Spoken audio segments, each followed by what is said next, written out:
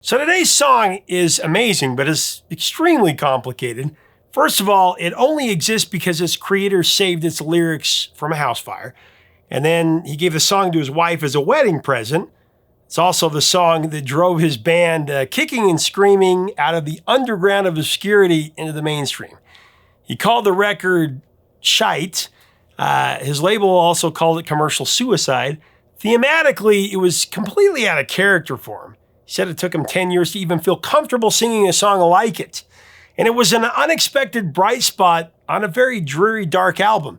A classic 80s album that makes you feel like you might never see daylight again. A moody, melancholy masterpiece if there ever was one. That's not only been held as the band's peak, but also one of the greatest albums of the 80s. So what was this so-called happy track even doing there?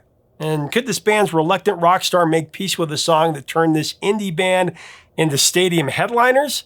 Well, I'll give you a clue. The singer hated the popularity that it was bringing the band, but then he got pissed when it missed out on number one. You gotta hear this one, it's great. Hey music junkies, Professor of Rock, always here to celebrate the greatest artists and the greatest songs of all time. Truly, this one's a good one. You know, if you ever drew the logos of your favorite bands on your Trapper Keeper or your school folders, you're going to understand this channel perfectly. Nostalgia Central. Make sure to subscribe below right now. Click the bell so you never miss out. The stories from the legends. We also have a Patreon. Check that out for full interviews, exclusive content that helps us keep it a daily channel. So it's time for another edition of Number One in Our Hearts. This is the show that honors songs that were so incredibly great. They absolutely should have been number one on the Billboard Hot 100 chart. But for whatever reason, be it radio play or lack of marketing, label support, or just craziness, the song came up short. Previous episodes, we've covered Sowing the Seeds of Love by Tears for Fears and Under the Bridge by Red Hot Chili Peppers.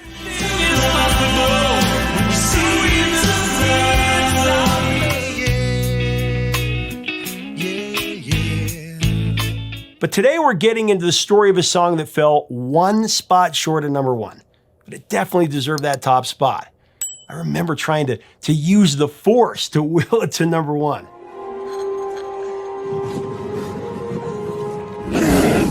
Do any of you guys remember that scene from Empire Strikes Back where, Luke is holding out his hand to pull the lightsaber from the ice? He's hanging off that thing. Then he finally did it. I must have tried that dozens of times growing up.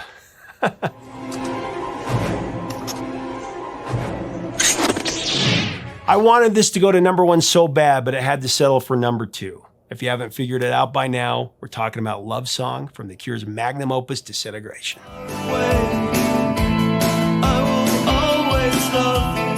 It came in at number two on the Hot 100. Now, between 1978 and 1988, The Cure released 20 singles around the world. 21 if you count the re-release of Boys Don't Cry in 86.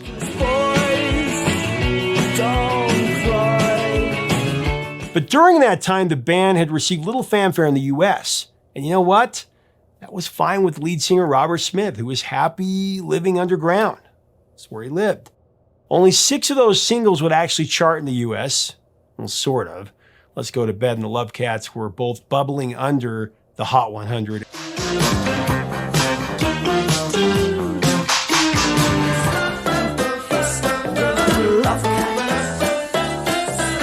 They went to number 109 and number 107 to be exact. But on average, these 6 singles turned in a number 82 ranking. Like I said, nowhere near the mainstream. But their first Hot 100 breakthrough was the number 99 hit In Between Days, happened in 86.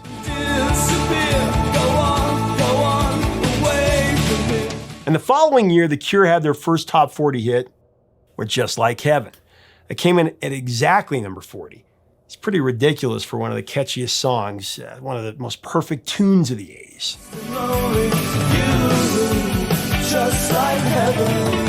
But even though Just Like Heaven barely reached the top 40, it did spend an impressive 19 weeks on the chart overall, longer than many other higher charting singles at that time. In addition, Kiss Me, Kiss Me, Kiss Me climbed to number 35 on the Billboard's album chart. Not overwhelmingly popular, but it was 24 spots better than their previous offering, 1985's Ahead on the Door, for those keeping track. Back on their home turf in the UK, though, The Cure were a lot further ahead in the game. They had 14 charting singles, averaging a number 28 spot, and even had a number 7 hit with the Love Cats. 100 spots better than that particular song did in the US. So by the late 80s, it was clear that The Cure were moving away from the margins and really closing in on mainstream respectability. It was a thought that really horrified Robert Smith. The last thing he wanted was to become a one-dimensional pop band. To make things worse, the rest of the band seemed to be happy about their newfound popularity. The opposite. Robert Smith's response was, pull back on the reins and rewind to an earlier era. The darkness and foreboding of 1982's Pornography.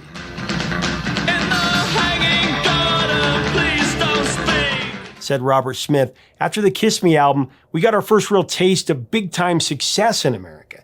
My reaction to it was to make Disintegration, which was at the time considered to be commercial suicide. End of quote. Disintegration, by the way, is considered the second installment in a trilogy that began with Pornography and ended with Blood Flowers. It came out in 2000. Most Cure fans would know that. Someday, Disintegration was spawned from a period of deep personal despair and uncertainty for Robert Smith. Not only over increasing tension of going mainstream, but for several other reasons as well. In addition to Robert's concern over popularity, other phobias were starting to set in. Smith began work on the album in the immediate aftermath of his 29th birthday on April 21st, 1988. He had a deathly fear of getting older, and he worried that his best songwriting years were behind him. This next album, he thought, was his last chance to produce something meaningful and really monumental. In fact, for a time, he even considered making Disintegration a solo project. That is, if his bandmates weren't sufficiently excited about the material. And he'd already written a substantial part of the album before he even showed it to the band. It turns out, however, that the rest of the band, like the rest of us, were very excited about what they heard. So the group demoed the album at drummer Boris Williams' West Country home in the summer of 1988, before relocating to Hook End Manor Studio. There, with the help of producer David M. Allen, The Cure recorded Disintegration from November until February the following year. And the result was fantastic. Disintegration, it's gloomy and melancholy, but at the same time, lush and as gorgeous as music gets. It's the ultimate ethereal mood piece. No doubt thanks in part to Smith's renewed interest in hallucinogenics. But listening to Disintegration, it's a supernatural experience. And in every respect, Smith had accomplished what he had set out to do. Disintegration became a standard for the ages. And Robert Smith knew it. As I talked about this some months ago when we covered Pictures of You, while the band was recording at Hook End Manor, an electric heater short-circuited and caught the house on fire. Robert Smith, I guess, had brought many of his worldly possessions with him, but he prioritized one thing in this blaze: his lyrics. Said Robert Smith, "We saved my lyrics crawling along the floor with wet towels around our heads. We made a chain and held hands, and because I was the only one who knew where they were, I was the last in the chain. We got told off by the firemen. They were saying, 'Your life is more important than your words.' And I was like, 'What do you know?' They were the only thing that was irreplaceable, I thought." End of quote.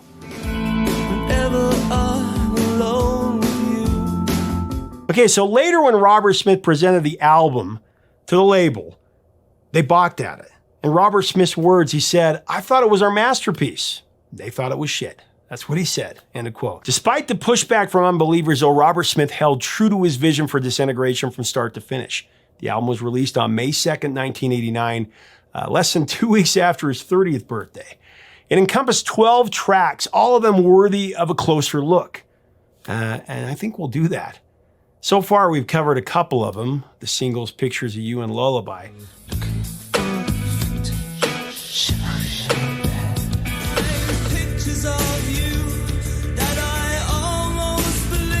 Two other singles were issued from the album, though: Fascination Street, which just missed the top 40. I believe it went to number 46.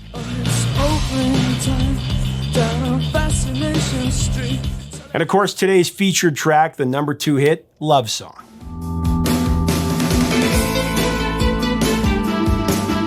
Taking a cross-section of Disintegration, you're obviously going to find a lot of dark themes. Despair, loss, night terrors, hungry spiders, broken relationships, drowning, aging, isolation, and death. Every track is haunting, every track except for maybe one, Lovesong. The album's fourth song feels like, I'm not going to say out of place because I think it fits sonically, but rather it feels a bit like a thematic deviation.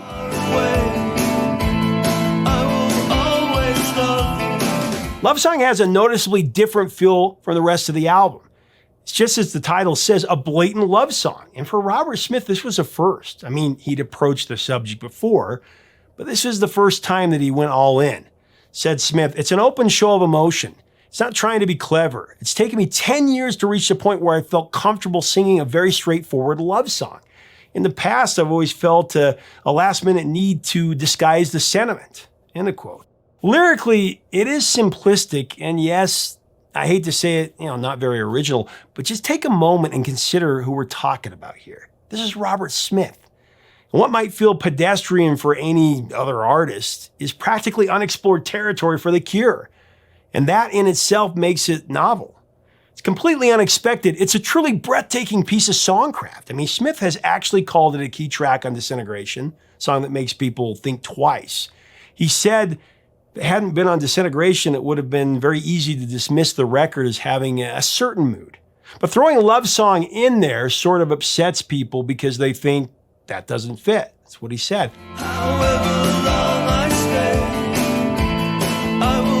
But I think if you look at Lovesong as purely a romantic overture, you might be missing something. I mean, you really have to approach this song from within the context of the rest of the album to fully appreciate it. So since The Cure used a cave as the backdrop for this song's music video, I'm going to run with that idea kind of as a metaphor. So think of Disintegration as a deep cave. It's filled with all this dark, subterranean beauty. But without a lamp or a flashlight, you can't fully recognize what actually is there. Lovesong is like the light you bring in as you venture further underground. It helps illuminate everything else around you.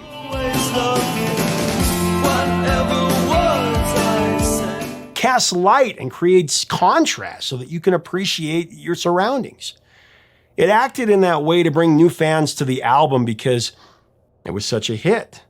It was many people's first introduction to The Cure and to the album.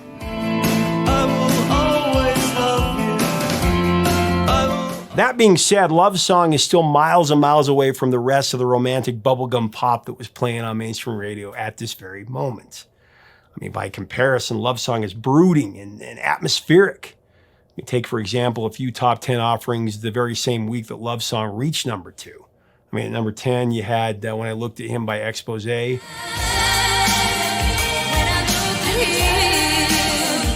Number 6, Cover Girl by New Kids on the Block. Again, number 4, Listen to Your Heart by Roxette. I love Roxette, and I appreciate all types of music. I'm just saying, for comparison's sake, it's an interesting contrast.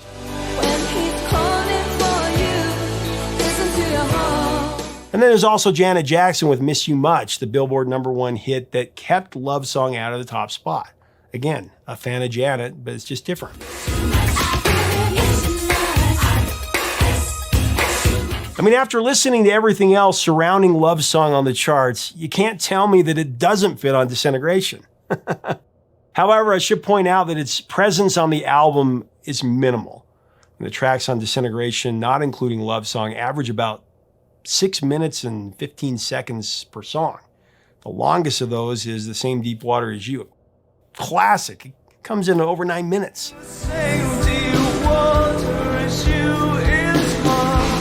And Lovesong clocks in at just under 3.5 minutes, making it the shortest track, really a true pop single running time.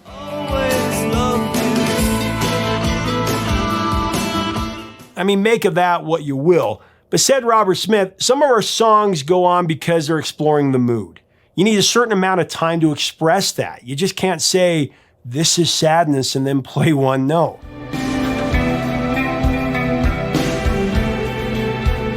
Lovesong obviously was something completely different, though. The reason for that is because the track was actually a wedding present for Robert's fiancée, Mary Poole. Reportedly, he couldn't think of anything else to give her, so he wrote what he called a cheap and cheerful song. Robert Smith jested that she probably would have preferred diamonds, but at least she could look back and be glad that he gave her this song.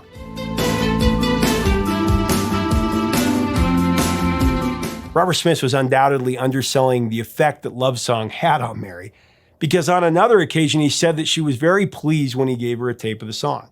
I guess after receiving it, she went away to another room just to listen to it alone. When she came back, she just smothered him with kisses. I guess you could say she liked it. By that point in their relationship, though, the couple had been together for 15 years. The two had first met as teenagers in drama class. Smith called her the nicest girl in school and admitted that he went out with her because pretty much everyone else wanted to. But it turned out to be a perfect match. And from the start, Mary was that unusual soul who could be just what Robert needed, and he adored her for it.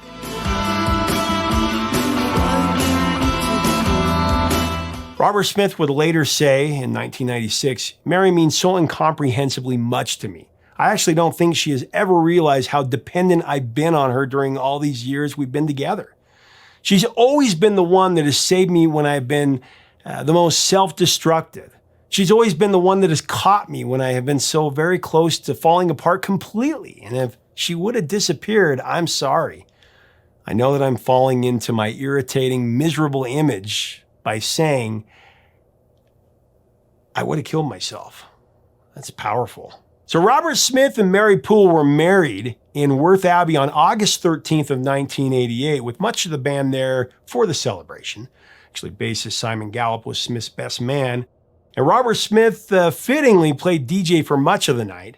Summing up the event, Smith admitted that they just got married so they could have a nice day. So Mary could walk down an aisle in a white dress in front of all of their family. But he also admitted, "It's really dumb, but I was sort of overcome."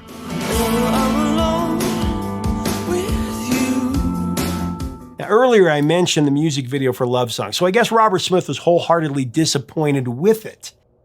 The clip features Robert and company playing their instruments in what was supposed to have been a fairy cave. He said that he wanted it to feel like they were playing in this expansive chamber that went on forever and ever. However, according to Robert Smith, it looked very cramped in post. And as for that lingering opening shot, well, let's just say that Robert thought it looked like something other than a stalagmite.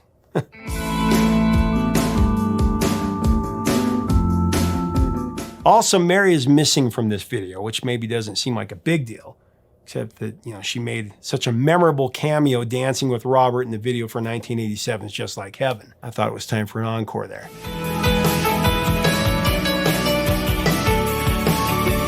Well, almost from the start, the members of The Cure knew that they had their biggest US hit. Lovesong entered the charts at number 58, and it became their second top 40 single 2 weeks later.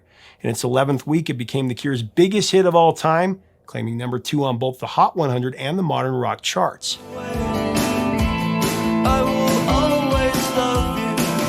In 2004, Smith lamented, "I have to admit that I was actually a bit upset that it stopped at number 2. I never got to see what I would have really done with a number 1 single." Believe me, Robert, we were just as upset.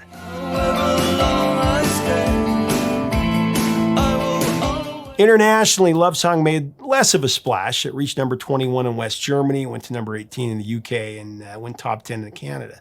Coincidentally, while The Cure's Lovesong was peaking, another song called Lovesong by Tesla was making its way up the pop charts. It topped out at number 10 on the Hot 100.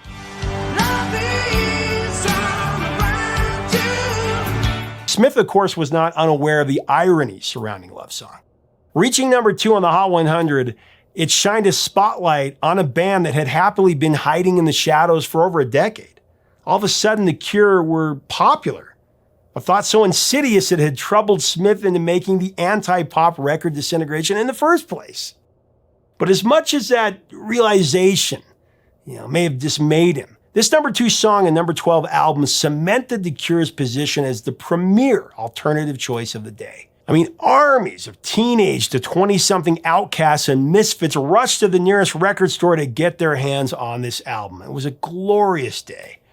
Turns out, that was a sizable portion of the record-buying public.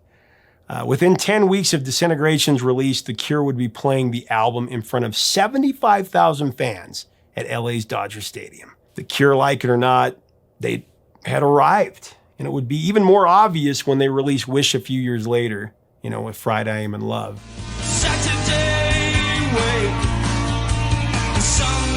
Like I said, I distinctly remember when Lovesong was at #2 and Janet Jackson was at #1, with Miss You Much. To make matters even worse, though, a week later, another one of my favorite bands, Tears for Fears, with their Beatlesque masterpiece, had to settle for #2 as well, Sowing the Seeds of Love.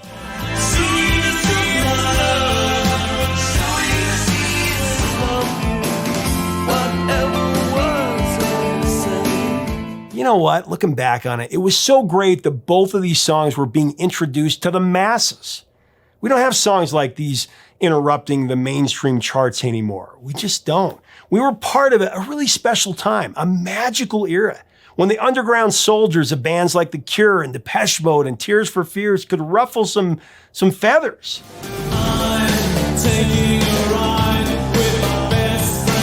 Bands that made us feel like we were whole again. And still now, when we hear them, they make us feel like we're home again. Thanks so much, Robert Smith. I will always love you. Thanks so much for watching. Leave us a comment about The Cure and Lovesong. It's a masterpiece. What do you remember about this song and about Disintegration? Share your feelings about the songs, about The Cure at this time, about mainstream music. Let's have a great discussion. Make sure to subscribe below as well if you like this video. We'd love to have you as part of our community. Until next time, 3 chords and the truth, my friends.